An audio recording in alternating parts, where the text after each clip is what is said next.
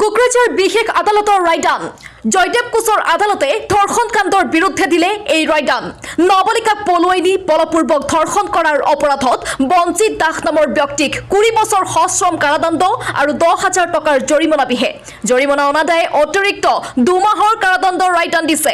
ইপিনে আন এটা গোচৰত 3 বছৰ কাৰাদণ্ড আৰু 2,000 টকাৰ জৰিমনা বিহে আদালতে কোকৰাঝাৰ জিলাৰ বগৰীবাৰী থানাৰ 126/19 আৰু বিশেষ গোচৰ নং 21/20 অধীনত দুটাকৈ গোচৰত এই ৰায় দিলে বিশেষ আদালতে বেটেলিয়নৰ চাকৰি কৰা বঞ্জিত দাসে 2019 চনৰ 9 অক্টোবৰত এগৰাকী নাবালিকাক পলুৱাই নি বলপূৰ্বক ধৰ্ষণ কৰিছিল পাছত নাবালিকাগৰাকী 2 মাহৰ অন্তত উদ্ধাৰ হয় ধৰ্ষণকাৰী বঞ্জিত দাসৰ বিৰুদ্ধে ভাৰতীয় দণ্ডবিধি আইনৰ 363 ধাৰা আৰু RW সেকশন 4 অফ পক্সো আইনৰ অধীনত আজি জয়দেৱ কোচৰ বিশেষ আদালতে গুৰুত্বপূৰ্ণ ৰায়দান দিয়ে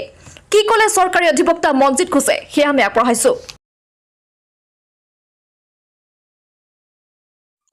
আজি রায় দিলে অনারেবল স্পেশাল জাজ জয়দেব কোচর আদালতে Bagribari PS case number 126/19 special case number 2120 আসামের নাম হল Ranjit Das under section 4 of পক্সত দিলে আপনার 20 বছর সশ্রম কারাদণ্ড আৰু লগতে 10,000 টকাৰ ফাইন অনাদায়ে 2 মাহ কাৰাদণ্ড 363 IPC এই সেকশনত দিলে 3 বছৰৰ সশ্ৰম কাৰাদণ্ড লগতে ফাইন 2,000 টকা ফাইন অনাদায়ে 1 মাহৰ কাৰাদণ্ড এই ঘটনাটো এনে ধৰণৰ আছিল যে বঞ্জিত দাসে চাকৰি কৰিছিল বেটেলিয়নৰ তেখেতে বগৰীবাৰী থকা সময়ত এজনী নাবালিকা ছোৱালীক পলুৱাই লৈ যায় আৰু তেওঁৰ লগত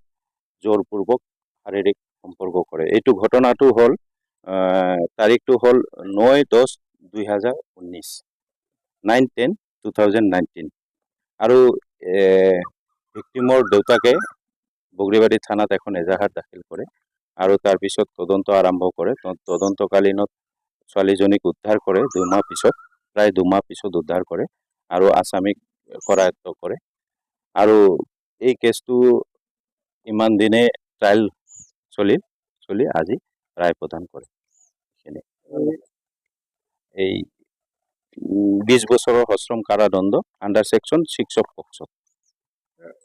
অসম পুলিচত কাম কৰিছিল অসম পুলিচ মানে বেটেলিয়ান বুলি গম পাইছো এইটো মই ডিটেইলছটো নাজানো